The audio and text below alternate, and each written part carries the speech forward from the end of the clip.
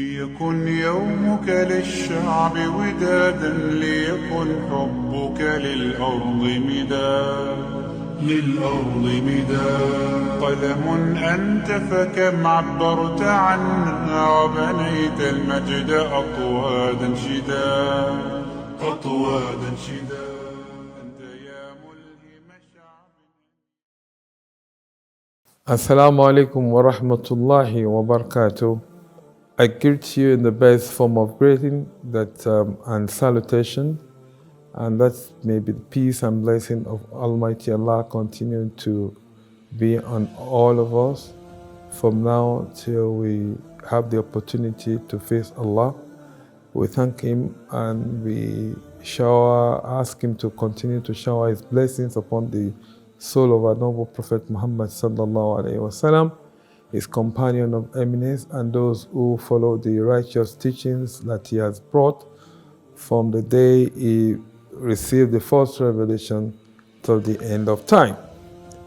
In this series, we're going to look at the Qadr, destiny, and then the pillars of destiny, how destiny, our Qadr affect our activities, how our activities also influence our Qadr.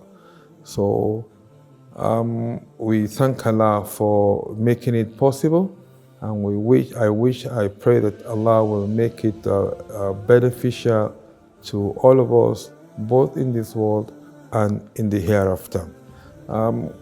First and foremost, Qadr has 4 pillars, and each of these pillars have their own significance in the life of every human being, and then they are also interrelated, which by Allah's mercy we will try as much as possible to explain them to the best of our ability and the level of our knowledge, intelligence, and understanding of the topic. The first pillar of Qadr is a kitaba, that Allah documents everything. And then the second pillar is khalq, creation. Allah creates everything. And then the third one is Mashiach. Allah also wills everything. Everything that He wishes to happen, it happens. And then the last of Qadr is ilm. For those things that will happen, Allah has knowledge of it. He is aware of it. He chooses how, when, where it happens. I pray that Allah subhanahu wa ta'ala will make this hujjah for us on the day of resurrection and not against us on the day of judgment. In the beginning, when Allah created, the first thing Allah created was a qalam. And then when Allah created qalam, that's the pen. He asks the pen to write. And the pen asks, what shall I write? He said that write from the beginning to the end. اكتب ما يجر من البداية إلى النهاية. So the pen writes from the beginning what will happen, those things that will not happen, how it's going to happen, where it's going to happen, the situation of things, what will be the consequence of those things happen, what are the consequences of how those things will be happening, what are the reasons for those things to happen. Allah asks by pen to document everything, and then He documents it in what we call Lawh al-Mahfuz. Lawh al-Mahfuz is the slate that is being protected by Allah, and then that is why they said the scroll is dry. Everything that Allah wills has been written, has been documented, and it is dry already. So most of the time, and people also misunderstand this. So we will go into this, and then we will teach ourselves the understanding of the documentation of Allah's will. Now, the universe was close together, and then Allah said that the people who disbelieved would not know that the heavens and the earth were joined together, and Allah split them asunder. So splitting them asunder is what Allah has been part of what Allah has written. So the consequences of splitting the world asunder will be creation.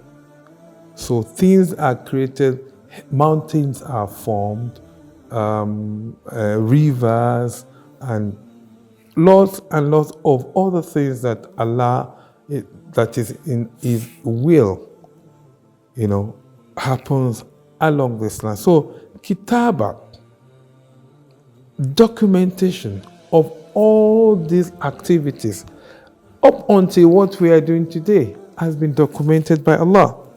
So Allah documents everything so that at the end of the day, man will not have any excuse in putting Allah in corner. So Allah documents everything, knows everything, how everything will be happening, where everything is going to happen. And today, we are seeing a lot of these things unfolding. And Allah has also revealed Quran. Quran is also an evidence of the kitaba, that is documentation which Allah has said, because Allah presented Quran to Muhammad sallallahu alaihi wasallam as that book of a general compendium of guidance and rules, that guide human activities, human behavior, and what we need to know about the world itself, what we need to know about Allah who has created us, the reason for our creation. And in one of the narrations, he said, "Ma khalaqtul jinna wal insa illa liya'budun." These are the things, these are the Qadr, that the original reason why Allah has created man is for us to be subservient to Him. And these are documented, so no man, no human being will come on the day of judgment and say, "I do not know." We are all aware, and then we knew that Allah's documents are always perfect, Allah's documents are always intact, Allah's document cannot be changed, Allah's document cannot be forged. So the first pillar of Qadr is kitaba, documentation. The documentation is there for us to see and to know how we are going to go into the world, to make sure that we also implement what Allah subhanahu wa ta'ala has also created. أقول قولي هذا أستغفر الله لي ولكم. I said all this, I seek for Allah's forgiveness for myself and for you.